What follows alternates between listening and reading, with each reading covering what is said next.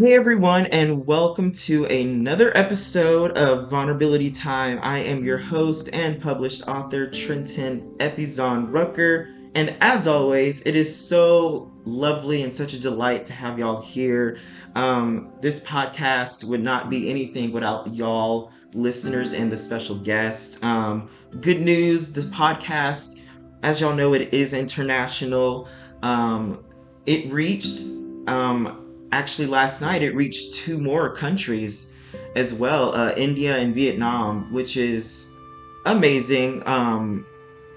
It's I'm excited, and it's because of y'all. It's because of y'all. Like, the point of this podcast, is to use our guests, just wisdom, stories, and just anything that they have to share to heal us all, and as well as themselves as well, because there's a lot of healing that can come with, just talking things out loud. So with that being said, it is lovely to have y'all here. Today's topics are going to be letting go, identity, and fear. But before we get started, let's introduce our guests, our special guest, Queen Kayla. Let's get to know you a little bit. Tell us a little bit about you, and don't be humble. Toot your horn. So, yes, my name is Kayla Arrington. I live in Houston, Texas. I met Trenton when we were at college in Southeast Texas at Lamar University. I was his RA, and he always brought a smile to my face. So his personality has always been amazing. So I'm honored to be on your podcast.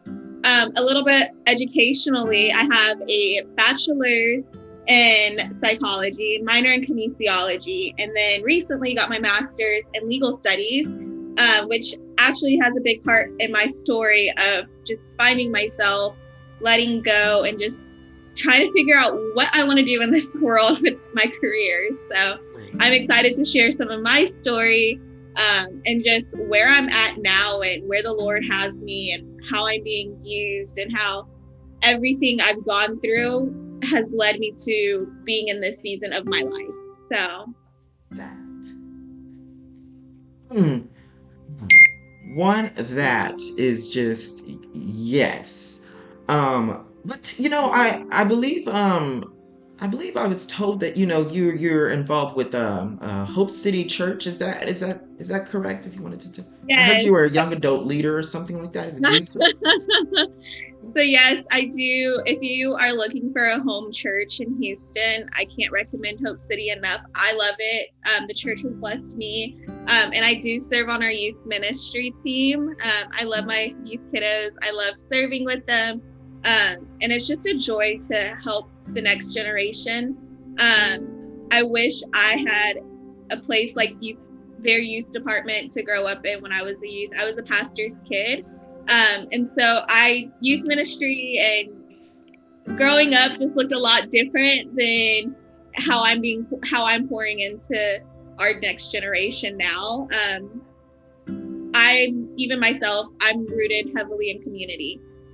Community is like something I pride myself on. Like, I suggested to everyone, like, find your tribe and love them hard.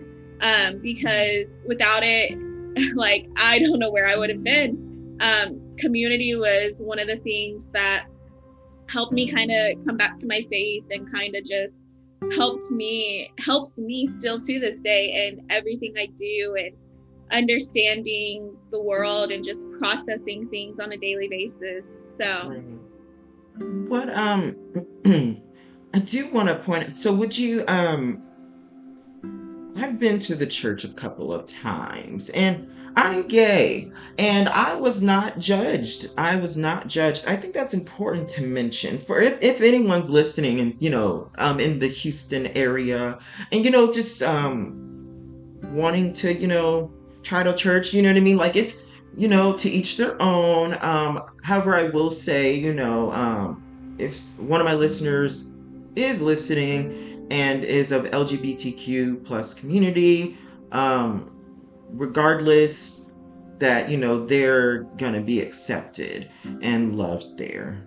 That was my experience. I was not judged. I don't believe that they will be judged either. Like, literally come as you are type of vibe. Would you agree? Yes, come as you are. I will say, come as you are, wherever your walk is. But the amazing power of the Holy Spirit is you come as you are, but you are not invited to stay as you are. So bring your brokenness, bring everything you walk into. If you think that like there's nothing for you at a church, if Jesus has nothing to offer you, then like you are in the perfect place to be transformed by the Holy Spirit. So Yeah.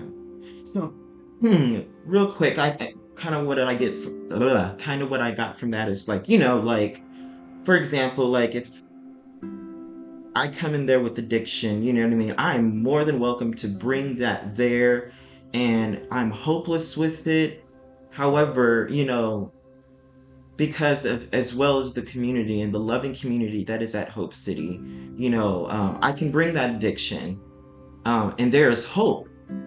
There is hope that that addiction won't always stay with me. Did I kind of capture what you just said there? Pretty much. I would like to say yes, but not just like, let's make this, I would hope this is a general statement for most churches, all churches, of bring your issues to your biblical community, whatever that might look like to you, wherever that might be to you. Bring it to your people, bring it to your community, because anything you are hiding in the dark, it can't be helped. If you cannot, and that's why I love your podcast, because vulnerability, I struggled with it for the longest time because I had to pretend that there was this persona of perfection, and like I had to be strong when, I needed to be weak. I needed to show emotion. But bring whatever you're struggling with to your community, to your church, because within the walls of a church, between an organization, I say walls, but churches or wherever the people are, essentially, So I say that when you bring it to someone, when you bring it to a place of healing, when you bring it to people who might be connected to something else, one of the things our pastor says is you might be connected to someone else's purpose. So say you bring me something you're struggling with, and I'm like, oh my gosh, I know a great recommendation for help. I know a great counselor. I know a great place. I know, you have so many people who can help you and just be a resource to you. But I also would say and challenge, like, get a mentor, get someone who is older than you, who has walked through a season, say you're walking through, so then you can ask them for help, ask them for guidance too. Does that make sense? Yeah, no, it makes sense. And I also, for those of us, who, aren't comfortable going to church or just aren't of Christian religion, there is something that, we can all take from what you just said, Kayla, is that, pretty much we can't do things on our own, and we don't have to do things on our own. That being around a healthy environment where you can be vulnerable, where you can come as you are, is so beneficial. And that can look like therapy, that can look like friends, that can look like family, so whether, you identify with a certain faith or not, what we can get from that is the power of community. And I will be the first one to say I've gone through therapy myself. Even as a Christian, it is okay to struggle with your mental health. Like, I don't take that lightly. Mental health is real.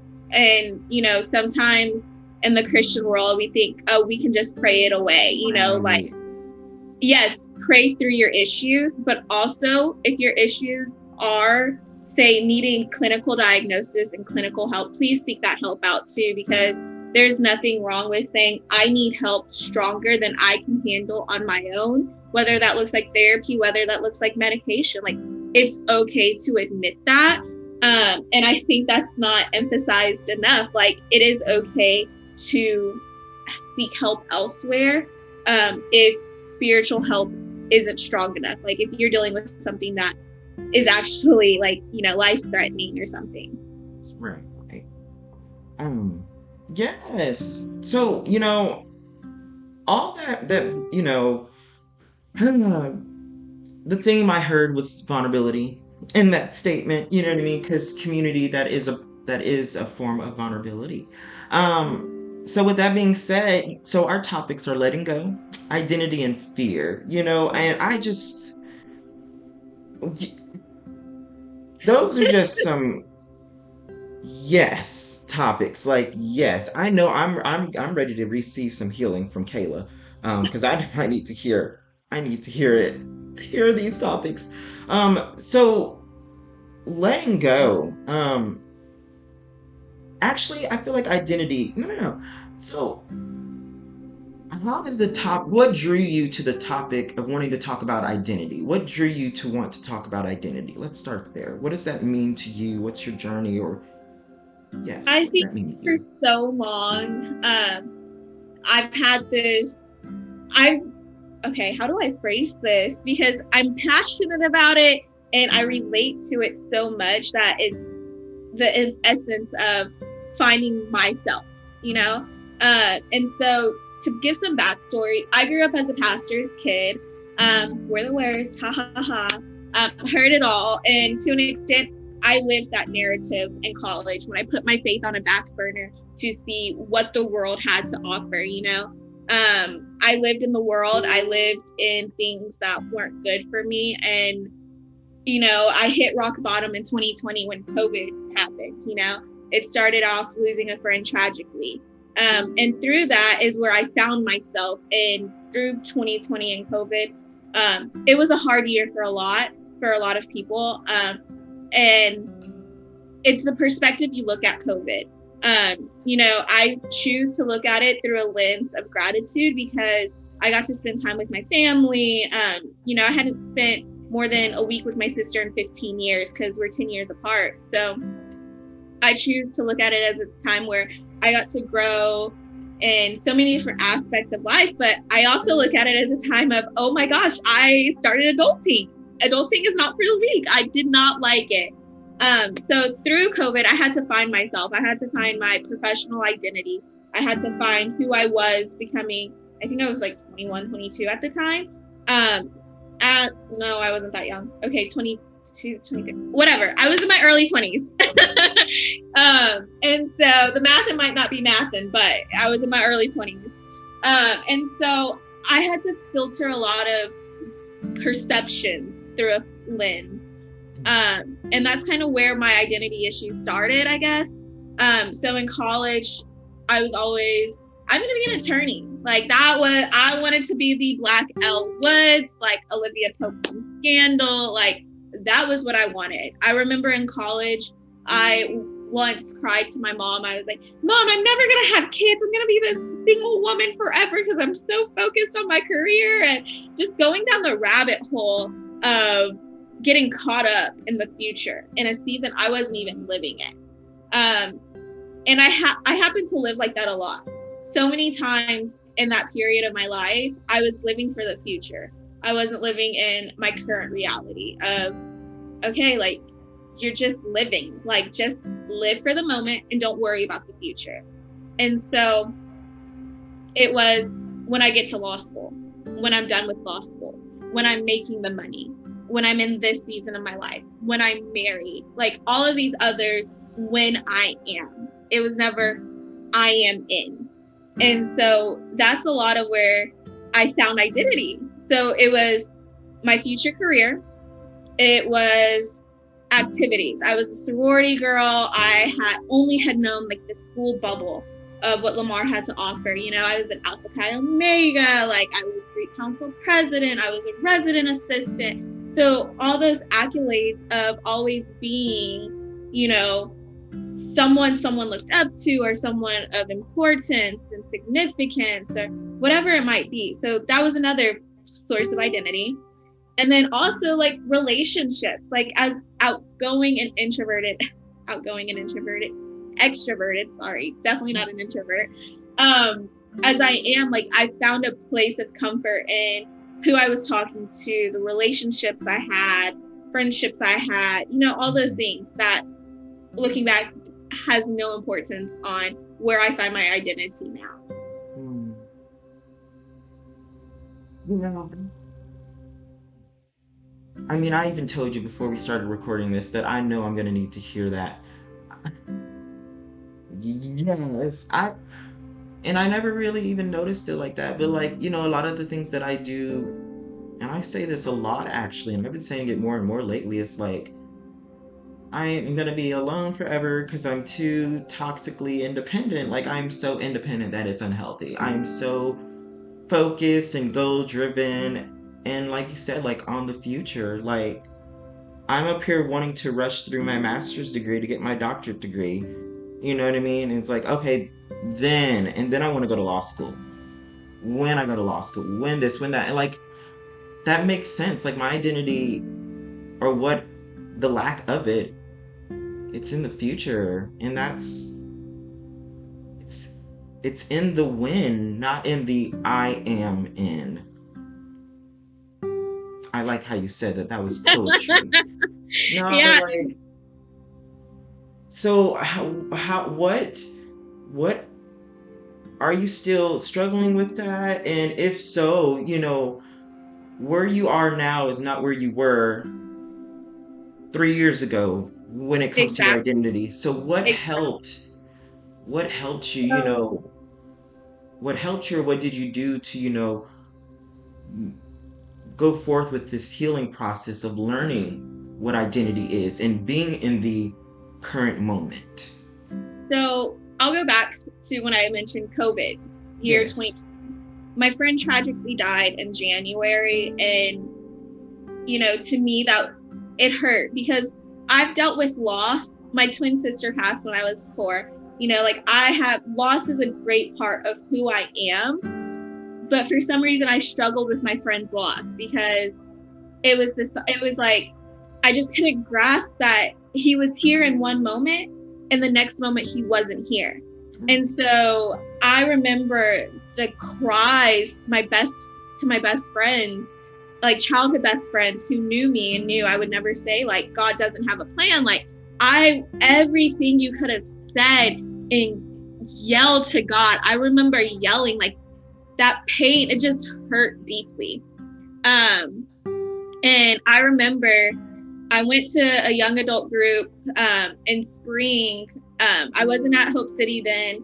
And I remember going, it didn't have a strong base of the community, but I knew like 1 or 2 people. And so the worship song that says, even when I don't see it, you're working. I could not get those words out of my mouth to sing. And I love worship. Like worship to me, like even when I wasn't in my faith, I would still listen to worship music.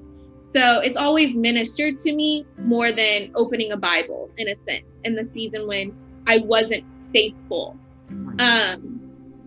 And so I remember walking out of the service and going to the bathroom and saying, I can't say this. Like, it's not true. Like, there's no good in this. And so months go on. That was January, February. Then COVID happened in March. And oh gosh, the paranoia. Like I had started a job in November of 2019 with a company, and our company was Chinese based. So we had been dealing with COVID for a few months, working from home. But America, Texas, we had just started getting stay-at-home orders and everything. And oh my gosh.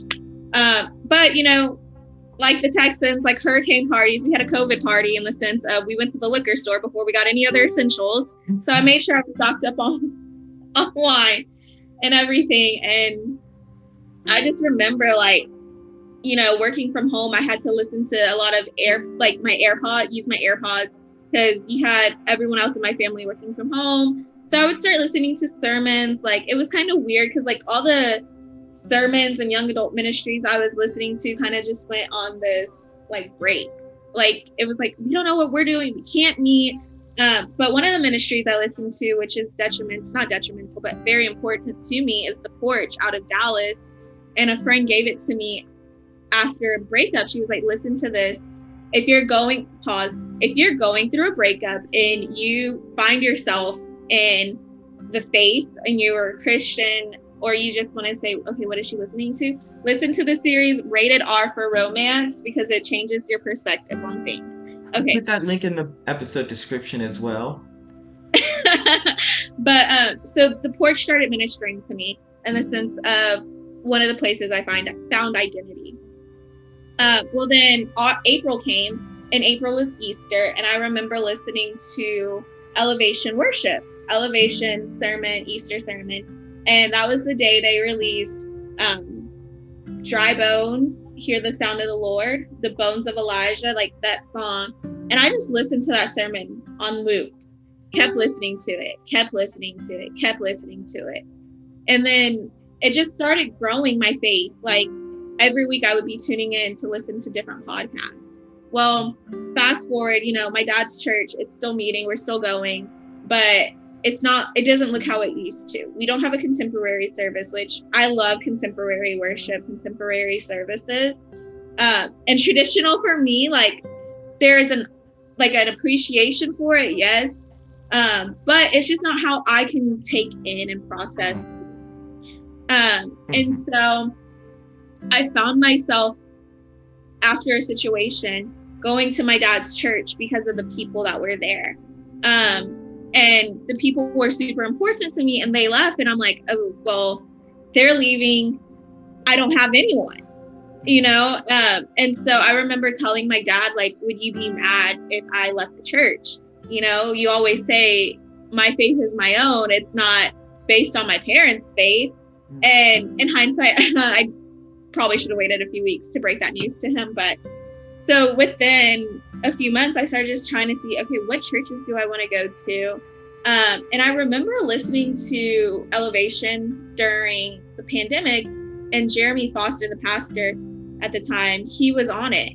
And I was like, okay, like he's in Houston, maybe I should give it a try. So I started following the church and everything on Instagram. And I remember they advertised for the At the Movie series. And if you know copyright law, like you can't stream on other platforms. Series. I remember that. And so they said that there's a whole different masterclass series for the people who listen online. But if you wanted to come in person to see the movie. So I remember I started, it was like 9:00, and I'm like, okay, let me go. Like I'm on my phone scrolling. And so they started worship, and I was captivated at worship. I was like, okay. And then they were like, oh, well, we're transitioning to the master's class. And I was like, okay. I still had time to make the 11:00. So I got ready and I started going to the 11:00 service. And yeah, ever since then, that's where my identity has kind of taken place. And I've fallen back in love with Christ, and I've found a place of community. I have found people who, in my weakness, like they are still cheering me on, encouraging me, like not to stay in that place of weakness, not to stay in that place of darkness, not to, just stay stagnant in so many things of life. It's also been in that community where I have found the beauty of letting go of past hurts, past pains, past failures. It's also where I have learned the word surrender. Right. But and that's where go comes from. Before we dove into those topics, I do want to ask a question. So, something that you had mentioned in the end, that you had just mentioned, the start of your, going forward, healing and, learning identity. Your faith helped you, community helped you, and encouragement. Okay, see, and because I feel like there's always this push in today's world to do everything on our own. There is. And it's like, I mean, just as human beings, that's not how we made it to the 21st century. That's not how we made it past the hunter-gatherer days, the caveman days. That's not how we had dependency, and we still have dependency that gets us forth. I mean, look at our society, like not one person built all these buildings, it multiple people. So basically, from what I'm getting from that is, in a healthy environment, in an environment of encouragement, environment of community, of, for those of us who, are like spiritual agnostic, don't really have faith, healthy environment and community, you know, um, can be so beneficial to identity. And what this speaks for me is listening to that is, faith, community, a healthy environment, an encouraging environment can help me and will help me learn in just what is identity and like help me find my identity and grow into my identity. Yeah, I'll definitely speak to that. So I am a psych major, so I do kind of like the psychology behind some things. And I think more than anything, COVID pointed out the loneliness, and it exaggerated, and it was ever so noticeable how lonely we were, how lonely we craved human interaction. And I'm a social butterfly, so if you tell me I have to stay at home Right? for an extended amount of time, I'm going to go crazy. I was volunteering. Mom, let me go do grocery shopping. Let me please. I'm like, I needed to get out of the house. And I know for so many, loneliness in that season was hard. And speaking to the relationship aspect of dating during COVID, like I was a person who I always was talking to someone, always had, at the time, if you wanted to call it a roster, I had a roster. So I never knew how to be single. I never knew what it meant to take time before getting back into a relationship. And during COVID, like I wasn't dating. Like, who was I supposed to date? Like the UPS driver? Like, I don't know. Like, there was no one who I was interacting with. And that found a place of healing that I didn't know I needed. Because for so long, it was break up with the guy, then you go into another relationship, another talking ship, situationship, entanglement, whatever you want to call it. And there was just never any healing on my heart. And so that helped me during COVID. But also, iron sharpens iron. In Proverbs 27:17, iron sharpens iron and one person sharpens another. Like, I need people in my life who help me, who call out my blind spots. Just like when you drive in a car and you have to like look over your shoulder because there's a blind spot. There are blind spots in your life that you don't see that your friends can see. And when it comes to relationships, because I bring my relationships, significant others, to my community. If my community says, hey, he has red flags, like you should be watching out for that, I'm going to take it like, because they have my best interest at heart, you know? And that's huge. They have your best, because there's some people who could just, just be trying to, be in your ship, but sink in it. Yes. But yeah, like best interests at heart, you know what I mean? Those, yes, especially if And it's more than one saying it too. It takes time to find those people, but I believe genuine and authentic friendships can happen, and it just takes time to find the people. Like I said, love your tribe and love them hard. Yes. Yes. So before I, ask you the question, the power you said of letting go, I want to hear more about letting go, because I know I need to hear it. I know I need to hear it. So I will say, I am stubborn, y'all. I am as stubborn as a bull, okay? And to hear letting go, I'm gonna try to grasp it as long as I can for as long as I can, okay? And so growing up, I always heard, for the plans for the plans he knows he has for me. Jeremiah 29:11. And I always was like, okay, like I'm going to be a lawyer. I'm in my own strength. I always wanted to be a lawyer. On the other side, you have my dad.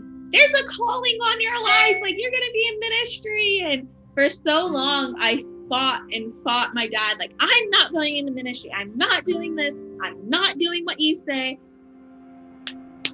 That bullheaded in me. Like I would have never thought 5 years ago, this is where I would be and how much my faith has grown since stepping out of my parents. And I told someone this the other day. I had to find my identity separate of my dad's calling.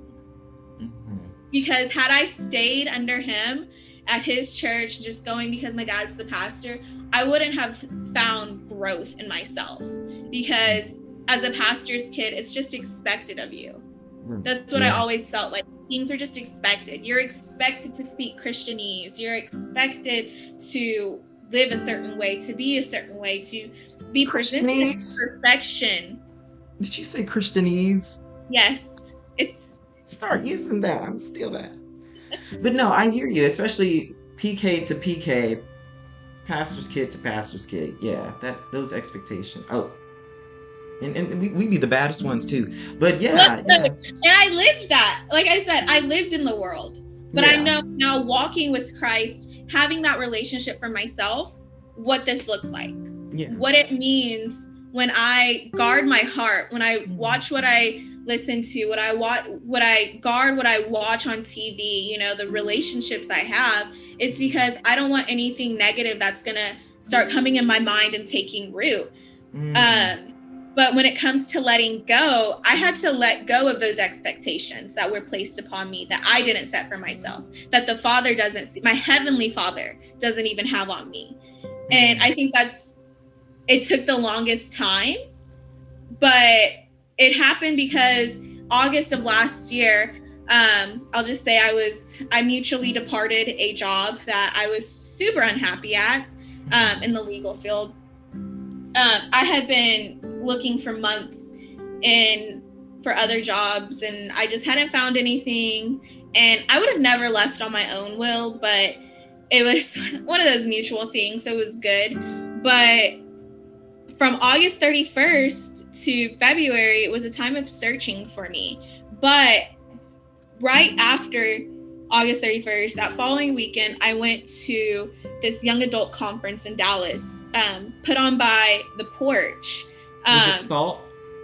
No, it's called Awaken. Okay. And it's this Labor Day weekend too, if you want to go. But it was called Awaken. And the reoccurring message, what I heard the Lord saying to me was surrender. Like, I had to surrender something. Was it a relationship? Was it career? You know, there were so many aspects. But what kept meditating on my heart was the word surrender. And I talked to this other pastor's kid there, and we were just getting to know each other. And he asked me what I did. And I was like, oh, well, I want to be an attorney one day who has a Christian business, you know, going into surrogacy and adoption. And so he changed the way I viewed things. He goes, instead of saying that you want to be a attorney who has a Christian business, start saying that you are a child of God who happens to also be an attorney. So once he said that, it kind of shifted my perspective of things, because it made me realize that whatever I do, wherever I go, I can be a light. Like, I can be the light in a darkest circumstance because of my faith, so many times I have a necklace and it says overflow. And for me, overflow means that there is a joy. There is something that sets me apart from everyone else, like a different energy. So many times growing up, I was told, you're too much. You ask too many questions. You're so XYZ, fill in the blank for yourself. And I feel like that is so detrimental to kids, because you're speaking words of death over them, and you don't know how long those words stick with you. How many times as adults are we finding ourselves still caught up on the words someone else spoke over us when we were 5, 7, 8, 10, however old? Yeah, developmental stages, a lot of things stick. It sticks. Yeah. And so in finding that, now all of my extraness works together for my personality. I might be extra, but it helps me excel in what I do. And so there was a period I used a recruiting agency to try to find a job. And after that, it just kept going and going. Well, I got a job offer. I got a few. And every time I got one, there was just that like uneasiness in my heart. And it was still being a paralegal. It was still in the legal field. I still had the dream of going to law school. Well, if you know the law school process, you have to take this LSAT test. Well, I wasn't studying for that. And so, I wasn't mentally preparing myself for something I claimed I once hit. Like, I hit a wall. I was burned out. So I got this job and I would just, no, I don't want this. Well, finally, I called my mom crying in the car one day, and I was like, Mom, I don't think I want this anymore. Like, I feel like I should take this job, but I feel like I'm settling. And that was the feeling of uneasiness, because once I said that, and once she just told me, Kayla, you just have to pray that whatever the Lord's will is for you, that you would be obedient to it, whether it looked like being a lawyer or not. So one of the things I pray every day is, Lord, if this is your will for me, let me grasp it between my hands. If it's not, let it slip through the cracks of my fingers. And so I started saying that, along with surrender, allow me just to surrender whatever it is that's not for me. And finally, my career just was ever more present. And so I was like, you know what? I am a people person. I love people. I love relationships. I love getting to know the why. I have a customer service background. I'm in HR now, but I have a customer service background. And so I love getting to know a why behind something. And people are on the fore part. I said that wrong, but they're on the front side of everything I do, Right. And so HR came to mind, and I was like, you know what? I'm going to decline this, and I'm going to look for something in HR.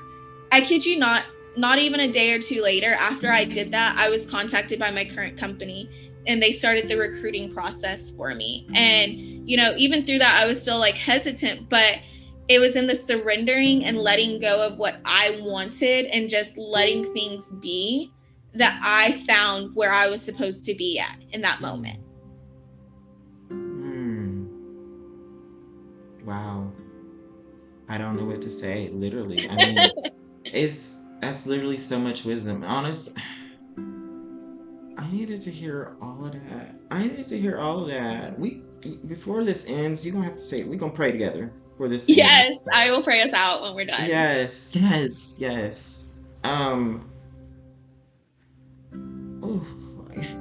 Thankfully, I get to listen to this right after it finishes recording, because it's everyone else is gonna listen to this 4 or 5 weeks later, whenever the episode comes out. I will say this. So you're going to that conference in Dallas? Yes, so I will be there. It's called Awaken. No, when is it? Labor Day weekend. It's that Saturday, Sunday, and I think it might be Monday. What is Labor Day? Is that May? What is today? Labor Day is September. May is Memorial Day. I'm dead. It's July. Oh, LOL. I'm a mess.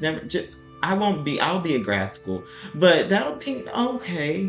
I'll put some of that information in the episode description below if any of the listeners are interested. So yes, Kayla will give me that information, and I'll have it in the episode description below if anyone wants to go. But yes, so Kayla, so let's see the aspect of fear, because I know, when it comes to, I do know this, when it does come to identity and letting go, you know what I mean? In a way, there's also a process of unlearning certain things. And when it's something has been your normal for so long, it's kind of scary. There's that fear to unlearn it. However, a lot of times, with fear, there's great things. I learned, I always struggled to discern, fear. But I'm there's a type of fear that's when something's just uncomfortable. And then there's also a type of fear when something's unsafe as well. Yes. There's different types of fears. So I had to discern for my healing journey, is something unsafe or is it just uncomfortable? Because there is growth in the uncomfort. Yes, I've said this a lot on my episodes, but I'm just gonna say it again, because this episode's on fire. I'm here for it. Yes. The ground is vulnerable. you know, that's how seeds grow. You know what I mean? And it's just like when the plant is breaking out of the seed, it's uncomfortable. It's not easy. It's not. It has to. It's breaking way in a way. It's breaking way through the soil. That's where all the nutrients is. And so it's like that ground is vulnerable.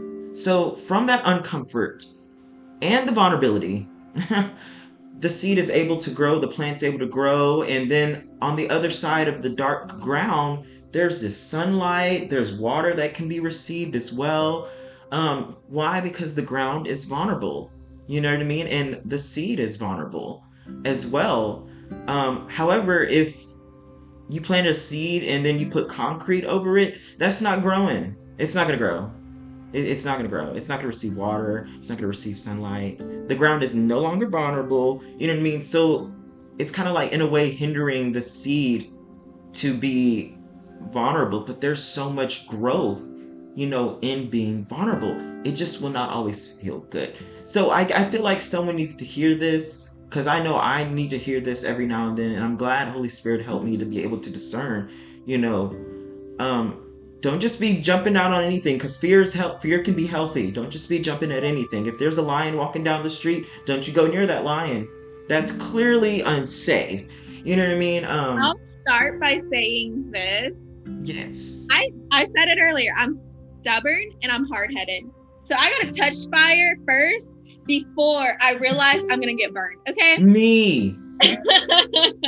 But let me also say, there is beauty in the process. There is beauty in the brokenness and the growth and the vulnerability. Something I had to learn this past year has been how to show emotions, how to be vulnerable. Like in college, had you said, like, Kayla, you would cry like when you talk about things. Like there was this side of you that like had feelings. Like I felt like in college so often I was like the Grinch, like, help me, I have feelings. Like, you know, I never knew how to display any other feeling besides happiness or anger. There was no in between of I'm sad, like, you know, let it be. Mm-hmm. But also I also only knew how to express anxiety. And so having to learn how to process what I'm feeling, I had to go to therapy. And part of my journey of going through the LSAT is when I started going to therapy, because once I took a gap year between my bachelor's and my master's degree. And so during that gap year, when I had made the decision that I was going to go to law school, but I didn't have enough time to apply for that cycle of 2020, and I was just going to do my master's, I had to set some ground rules of I was going to get tutoring for my LSAT. Yeah. I was going to go to therapy because I have horrible testing anxiety. You know, I've had ADHD and testing anxiety, 2 labels placed on me since I was in elementary. We never got it diagnosed because, you know, why? Like, oh, just study more, just do more, be more. That push of you can overcome it without medicine. That's why I made the plug earlier. Go get help if you need it. Right. It is okay to say, I need medical help. I need clinical help. Right. And so, because it's more accepted with physical health, but when it comes to mental, it's like, oh no, you don't need medicine. It's hidden. It's a hidden illness, but we need to start taking our mental health just as serious. Yes. And so I sought out help in college thanks to my department head. And in that, I got a diagnosis that helped me overcome testing anxiety and all the other things that came with it. But I still had that mental block that I couldn't do it, that I just needed to, like, I can't. Like, I was never going to get higher than a certain score. I was never going to get into law school. I was never. And I always went down that toxic spiral. And so I finally sought out a counselor. And if you've never been to counseling, I would highly suggest finding someone who fits your specific needs. Because I picked one who could understand me, the dynamic of being a pastor's kid in the Methodist system. Mm-hmm. I picked someone who was going to give me a Christian perspective Right. which was huge to who I was trying to be. I can't be someone who's getting worldly advice of what the world deems acceptable. And so I had And to go how to someone which who was going to give me the right. Bible, biblical Right. advice. Right. You wanted something that, identifies with you and what, your Where I was on my faith journey.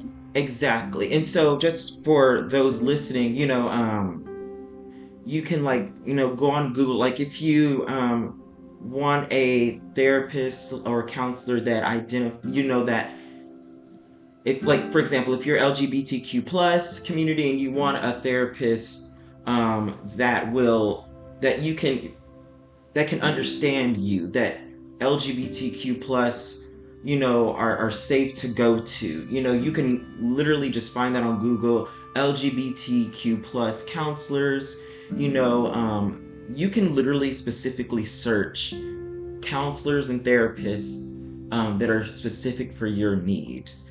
Yes. So yes, like for me, I was like, I used to hate men, so I was like, men suck. I need a female counselor. So I literally would type that in. And I was just like, yes, because I need the female perspective, which I grew up around, and I just need to shit on men for a little bit because that's where I was. That's what was a part of my healing journey. So what I'm saying, folks, to those listening, if you're on the fence or thinking about therapy or counseling, if you're on the fence, that's probably a sign that, hey, take that step of faith, take that leap of faith. But even if you're on the fence, like there's nothing wrong with being a perfectly quote unquote healthy person and still seeking out therapy, because even being healthy, you still need maintenance to your soul.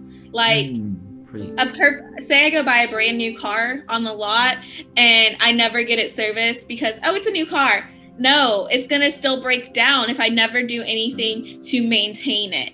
Right. So even if you are healthy, even if you think you're in a place of I got this, it's still okay to say, I need some type of help to help guide me along. Maintenance for your soul, maintenance for your mind. Preach. That was really good. I've never heard it like that, and I've always wanted to like verbalize that. That is amazing. And I mean, I really like that you said that, because that really makes me think too. And I really like, how you mentioned how, basically the theme of you can find therapists and counselors geared towards, your needs, your identity, like who, a community that you identify with or that you belong with, like if you're a Latino and you want a Latino counselor, you can specifically look that up, someone who can relate to where you've been, your struggles, what you go through, where you're from, even. If you prefer to speak Spanish, if you prefer to speak Mandarin, like you can find those counselors out there. Exactly. Yes. So I liked how you mentioned that, because for folks that, are identify as Christian or identify as faith, whether it's Buddhism, Islamic, Christianity, there are those out there. That's really what's beautiful. Because yes, I like to mention that because I always want my listeners to, know that doesn't matter what religion or non-religion that you have or non-relationship with your faith or whatever. This podcast is for you, for everyone. You can still get something out of this, whether you identify 100% with the special guest or not. And I make this, I don't want to say disclaimer, but I make this statement known just because I know, faith can be kind of traumatizing for folks because, not everyone's, had good, I know for me, I've not had good things with faith growing up, so I want people to know that, don't knock this episode because you could still get something from it. Because Kayla's preaching a lot of wisdom, regardless if you're Christian or not. Like these are just facts. I'm here for it. But yes, Kayla. Thanks for letting me get that out because this is your episode. So going back to going back to the fear, was that what you about to say? The fear, what Yeah. was? Oh But yeah. what I had to learn when I decided to go through this process of applying for law school was Hmm. the fear of failing. And this is like, if anything, therapy was worth the money for, to hear this one thing of, instead of saying, what if I fail? Start reversing that and saying, what if I pass? What if I succeed? So there's two sides of fear. There's the side of failure, which is your fear, and the side of success, which you can't see. But we're only focusing on the side of fear, which is wrong. Focus on the other side. It's like the glass is half full. Like, what if I fail? What if I pass? Okay, so what if you pass? Then you get into law school, then start going down the positive spiral, not just, I'll never get in, I'll never pass, I'll never have a good career, I'll never have kids, that toxic, and start going down. Okay, so if I succeed, then I can get into law school. If I get into law school, I can be an attorney. If I be an attorney, I can have money, then I can have family. You can start seeing like, okay, there is more to this than I'm seeing. And for so long, I never grasped that. And now it's like, anytime I get worried or I feel fear, I'm like, pause, recenter yourself, and start thinking about the other side, which you're not seeing. Right, because it's almost like our default, and I'm definitely speaking for myself as well. I'm throwing myself under the bus. Let me be bougie. I'm throwing myself under the Hummer limousine. You know, it's like the default. My default is, and honestly, people that I've just spoken to in general, it's like our default is, what if everything goes wrong? You Maybe know, you're in a place where you're going back to school. Maybe it's a relationship that you're afraid and you're self-sabotaging because you think you're unworthy. You think that someone could never see the good in you. But there is someone out there, like, stop saying the negatives and start saying the positives about you of, okay, like, there is someone who is going to accept the quirky facts of me. There is someone who's going to accept me for this. Like, there is someone who thinks I am worthy, So it's not just, it's something that can be applied to all aspects of life, not just, what if I fail at school? Like, the fear of a relationship succeeding scares some of us. yeah. But then when we look at the root, why are we afraid if a relationship works out? Is it because maybe you haven't had a healthy relationship to look into, like a look up to when you were younger? Is it something that is unseen but much deeper than the surface, keeping you back? Is it past trauma? So there's so many aspects of fear that we have to look at, and you have to take it in processing fear, which fear is a healthy response. Right. It's alerting us there is an imminent danger. Like, there is something to be cautious of. But once you notice you are afraid, or once you notice the anxiety sitting in, or whatever you want to like refer to it as, start asking the questions. Why am I feeling this way? What triggered this? There's so many things deeper than the surface that we have to assess in processing fear in order to bring it, to let it come up to light and like, okay, now that I've processed it, how am I going to attack it? That's interesting, because like from what I got, I got multiple things from that, but something really cool that you had mentioned that I kind of just want to point out is, fear, there can be multiple aspects of fear. Interesting. And it can come from different places. And fear, just as human nature has, been a protection, since hunter-gatherer days, caveman days. I always love referring to that, by the way. Like, I'm sure y'all have heard me mention caveman and hunter-gatherer days a lot, because it's like a lot of the things that we experience now, they're actually, it's normal. It's normal. Yeah. And something that I learned, I believe Holy Spirit taught me this, is that, fear is a protection. And, a lot in walls, like, for example, in our hearts, like, it's a protection mechanism, because whether we know it or not, from the moment that we're born, our body is receiving and giving something. And sometimes we just receive bad things, unfortunately, traumatizing things. And it's like, sometimes, too much protection can end up robbing us. Yeah. Um, so it's like you said, like, for example, like built the walls up because there's just been so many unhealthy relationships. And then here comes this healthy relationship. And it's just like, um, we end up robbing ourselves. Yes. And it's the normal response, but it's something to be aware of. We can end up robbing ourselves, you know because we've received so much bad. And that's the thing. That's also what makes me think of, that discernment. Like, really look into it, like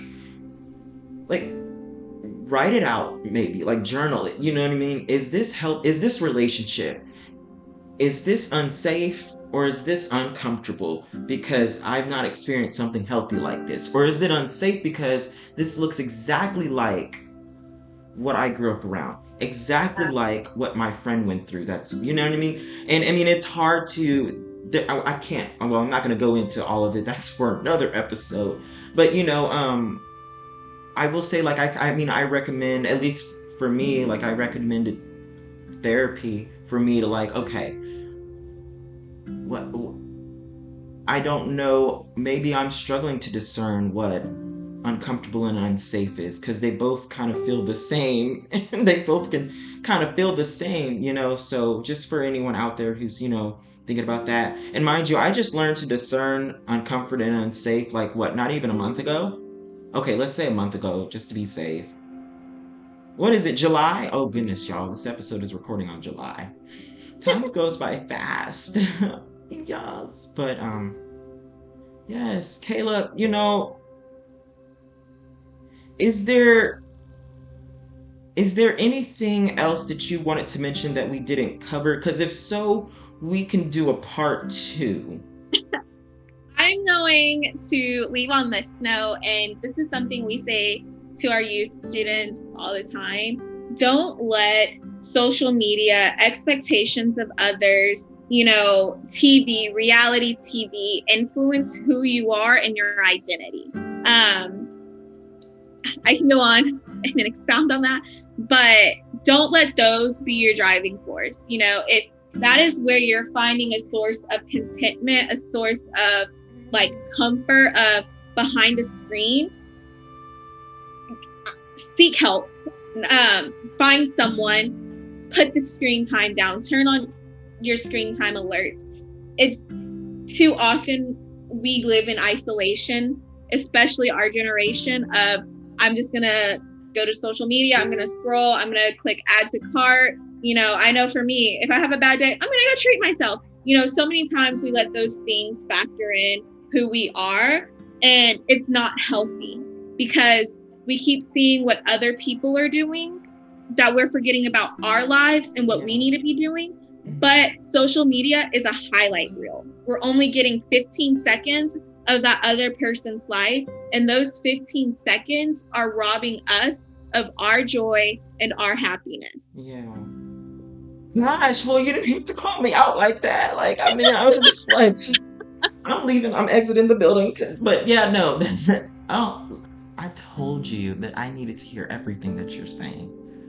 I knew that. I knew it. And I'm so grateful. Thank you. You know what I mean? And imagine what you're going to do, because your voice is going all over the world on every single podcast platform ever, except Amazon, because according to Amazon, y'all, I don't know my full name. According to Amazon. So if this podcast is on Amazon, let me know. I'm too frustrated to check it because apparently I don't know my own name. But this will be on Apple Podcasts, Spotify, Google Podcast, Anchor, literally every single podcast platform, folks. So, share this if you really liked it, or, someone that, could really benefit from this. So before we wrap up, Kayla, I just, if you could, let me see, girl, let me see what time it is. See if you can do a quick, oh, this is fabulous. See if you can, say a quick prayer for me. And if anyone's listening and needs this prayer, bow your head. Or, you don't even have to bow your head. I don't bow my head when I pray. I'm just so honest with God. I'm like, look. But if you're driving and you do bow your head, pull over and then bow your head. Don't do it while you're driving. Don't let Jesus take the wheel. That's just a song. It's symbolic, y'all. Don't do that. Y'all already be doing that with texting and driving. Y'all know who y'all are. Look, don't call me out, okay? I was just about to say I'm calling myself out.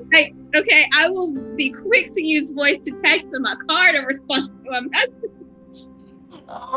Siri reads it out and everything. It's fine. It's fine. Mess, 21st century.